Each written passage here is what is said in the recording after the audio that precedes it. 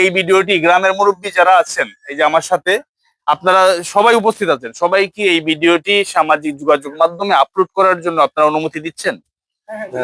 একটু বলেন ক্যামেরায়, আপনারা সবাই অনুমতি দিচ্ছেন? আমরা তো ভাই সাধারণ মানবাধিকার কর্মী হিসেবে বিষয়টা শুধু আমরা তুলে ধরতে পারবো রাষ্ট্রের কাছে। আমি রাষ্ট্রের কাছে তুলে ধরছি। হবিগঞ্জ জেলা প্রশাসক মহোদয় দৃষ্টি আকর্ষণ করছি। আসসালামু আলাইকুম, আশা করি সবাই ভালো আছেন। আজকে অবস্থান করছি হবিগঞ্জ জেলার শায়েস্তাগঞ্জ থানার অন্তর্ভুক্ত এই গ্রামটি হচ্ছে নূরপুর। আপনারা একটা জিনিস জানেন যে আসলে আমরা মানবাধিকার কর্মী যারা, আসলে আমাদের কাজটা কি? এদেশে কিন্তু হাজার হাজার মানবাধিকার আছে, হাজার হাজার মানবাধিকার কর্মী আছে। আমি সবার প্রতি শ্রদ্ধা রেখে বলছি, আমরা সব সময় চাচ্ছি যে যে কোনো একটি সমস্যা দুইটা পক্ষ এক জায়গায় বসে শেষ হওয়ার জন্য। এখানে আমার সাথে উপস্থিত আছেন আমাদের এই শায়েস্তাগঞ্জ প্রতিনিধি আছেন, কলিপুর প্রতিনিধি আছেন, মানবাধিকার কর্মীরা, স্থানীয় গ্রামের মুরব্বীরা আছেন, এই যে আমার ডান পাশে বাম পাশে। এক কথা হচ্ছে প্রবীণ এবং খুবই বুঝদার, এক কথা গ্রামের বিষয়গুলো ওনারা খুব ভালো বুঝেন। সবার উপস্থিতিতে আমরা একটি আবেদনের প্রেক্ষিতে আজকে আমরা নূরপুর শায়েস্তাগঞ্জ থানার অন্তর্ভুক্ত আমরা এখানে অবস্থান করছি। বিষয়টি আমরা মাননীয় অফিসার ইনচার্জ এবং মাননীয় পুলিশ সুপার মহোদয়কে আমরা লিখিত আকারে একটি চিঠি দিয়েছি যে এই বিষয়টি সুষ্ঠু তদন্ত করে যিনি সঠিক, ওনাকে যাতে প্রশাসন সঠিক হেল্প করে।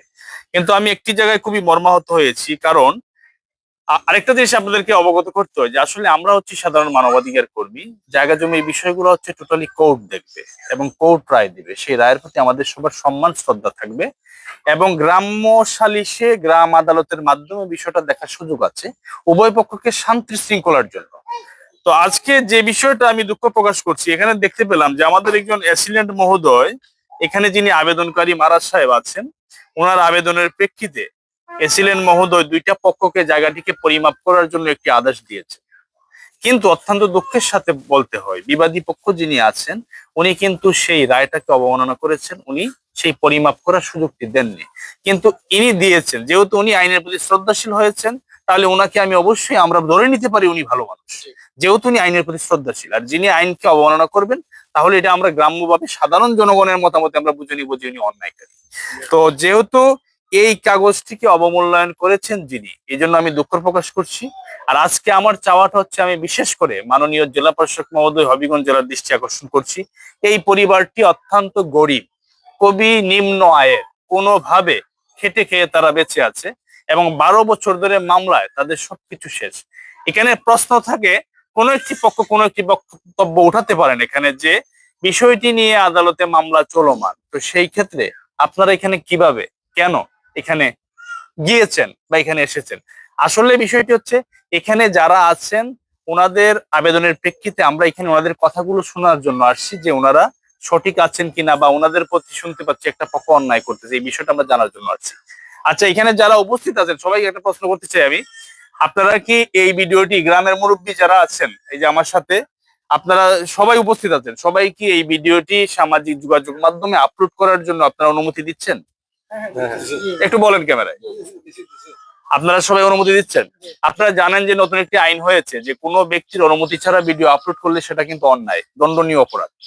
এই জন্য আজকের ভিডিওটি আমরা সবার অনুমতি নিয়ে সামাজিক যোগাযোগ মাধ্যমে ভিডিওটি এই জন্য ছাড়া হচ্ছে, যাতে প্রত্যেকটি এলাকায় এইভাবে সামাজিকভাবে বিষয়টি সমাধান করার চেষ্টা করেন।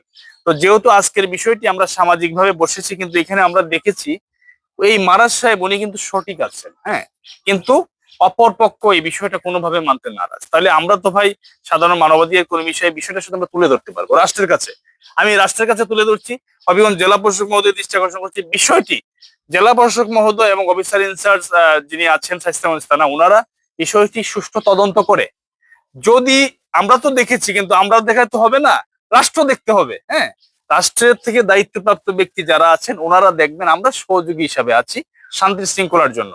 রাষ্ট্র বিষয়টি সুষ্ঠু তদন্ত করে যিনি সঠিক থাকবেন তার পক্ষে, ন্যায়ের পক্ষে ব্যবস্থা নেবেন বলে আমি আশা করছি। এটা আমার রাষ্ট্রের কাছে আমার চাওয়া, দায়িত্বশীল ব্যক্তির কাছে আমার চাওয়া। ন্যায়ের পক্ষে আমরাও আছি, রাষ্ট্রও থাকবেন, স্থানীয় জনপ্রতিনিধিরাও থাকবেন। এই বিষয়ে যদি একটু ইউসুফ সাহেব একটু কিছু বলেন, এবং এই উজ্জ্বল সাহেব বলেন, কে বলবেন আগে? আপনি আগে বলেন।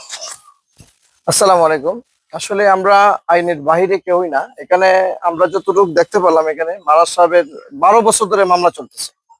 তো দীর্ঘদিন যাবত মামলা চলমান, উনি আমাদের মানবাধিকার সংস্থা একটি অভিযোগ দিয়েছেন যে আমরা বিষয়টি যেন পর্যালোচনা করে দেখি। কিন্তু আমরা জানি যে এখানে আমরা যতটুকু কাগজপাতি গুলো দেখে মারাজ সাহেবের পক্ষেই জায়গাগুলো সবকিছুই আছে। এখন সবকিছু নির্ভর করবে আদালত, মাননীয় আদালত যেটা সিদ্ধান্ত নেবেন এটাই ফাইনাল হবে। ধন্যবাদ, ভালো থাকবেন। একটু বলেন।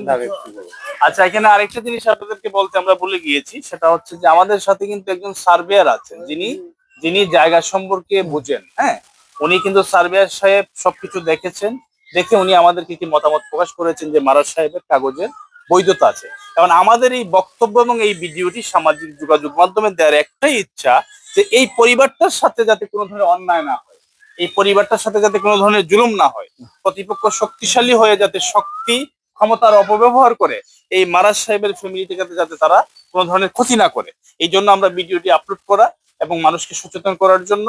এবং আমি এটাও বলবো যে এই বিষয়টি জেনে যেটা সঠিক আছে, যেহেতু ওনারা সঠিক আছেন, রাষ্ট্রের দায়িত্ব যারা আছেন তারা দেখে যাতে একটা সঠিক ব্যবস্থা ওনাদেরকে করে দেন, এটাই আমার চাওয়া।